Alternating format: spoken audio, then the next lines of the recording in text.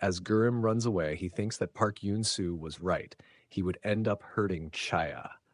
Wishing for things to go back to how they used to be, he suddenly runs into Rose, who was approaching him.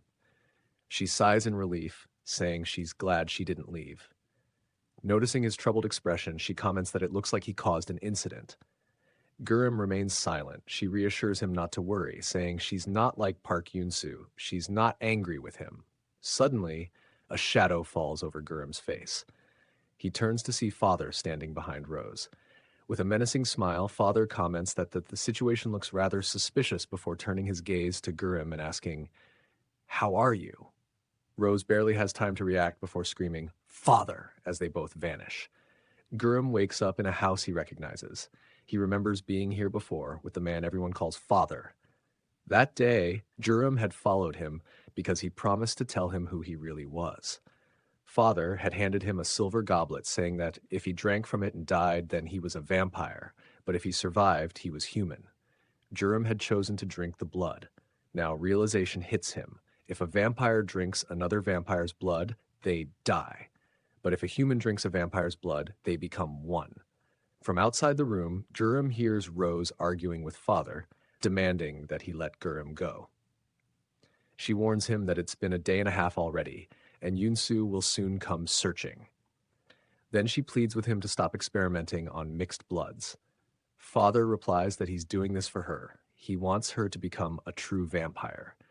Rose argues that she never even wanted that, adding that every experiment before this ended in death.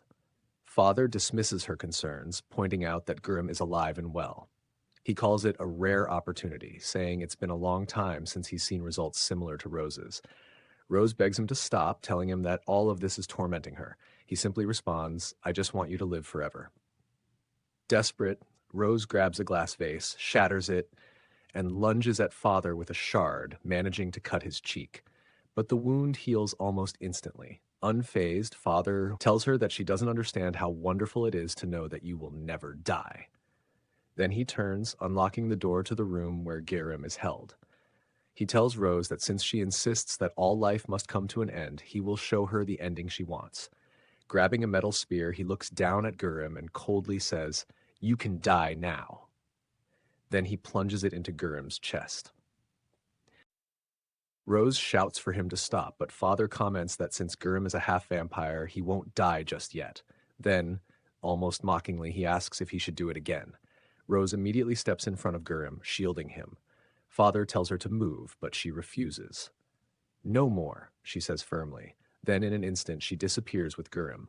Outside, she wakes Gurim up, shaking him gently. "Do you know a human?" she asks urgently. When he groggily nods, she tells him, "Go to them." Confused, Gurim asks why, and she responds, "Ask for their blood." His eyes widen slightly. "But you told me not to." "This is different," she insists. "You need it to stay alive. If you don't, you might die." At his house, Yoon-soo was growing restless. Gurim still hadn't returned. Then suddenly, his phone vibrates. He checks the screen, a message from Rose, "Father has returned."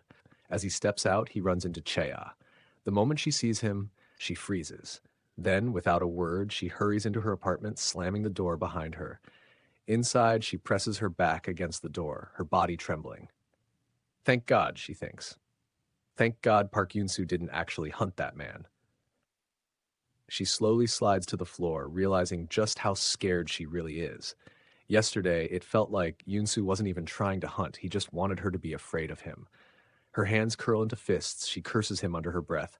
Then suddenly, a dull sound against the door startles her. She turns her head when she hears a voice, weak and desperate. "Chea, please save me." Her heart jumps. It was Gurim. She quickly opens the door, gasping when she sees him. "What happened to you?" Without waiting for an answer, she pulls him inside. Her eyes widen in alarm as she looks at his wound.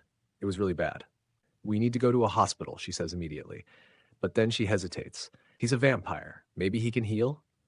"Can you?" she asks. Gurim weakly shakes his head. "I need your blood." Chea stiffens. Her body goes cold as memories of last night flood her mind. His eyes, they look just like Park Yoon-soo's. Fear creeps up her spine. "I'll die otherwise," Gurim says weakly.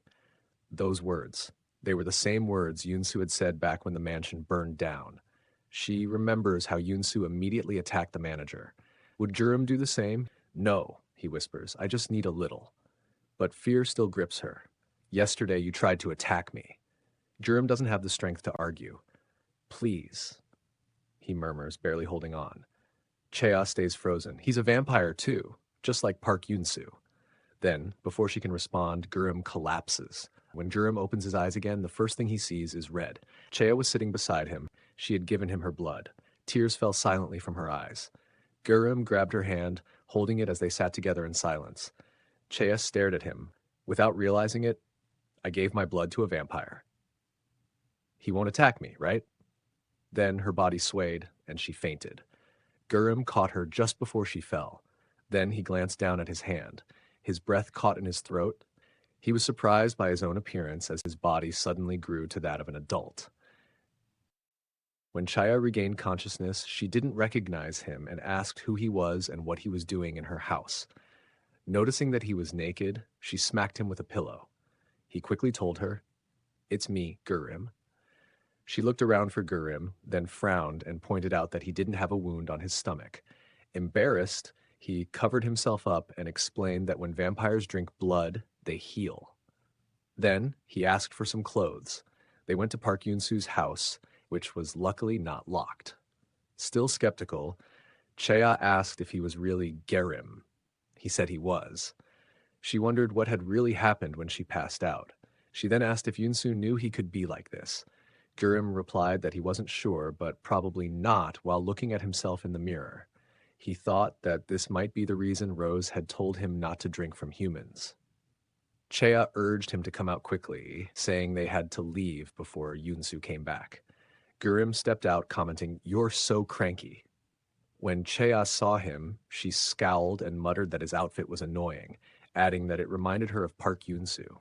Just as they were about to leave and Chea opened the door, they were met with Father standing on the other side.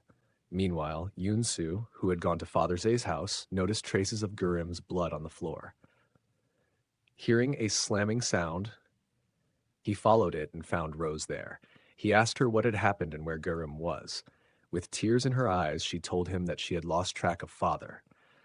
Before Yoon-soo could finish his sentence, Father teleported there and said, "Are you looking for me?" Then he dropped Jurem and Han Chaya onto the floor. Yoon-soo noticed Chaya, but then turned his attention to the unfamiliar person beside her. "Who's this?" he asked. Father smirked.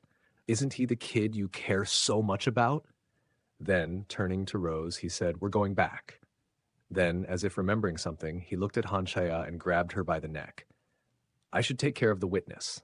Suddenly, Yoon-soo appeared between them and grabbed Father's wrist. His eyes darkened. "Let go," he ordered.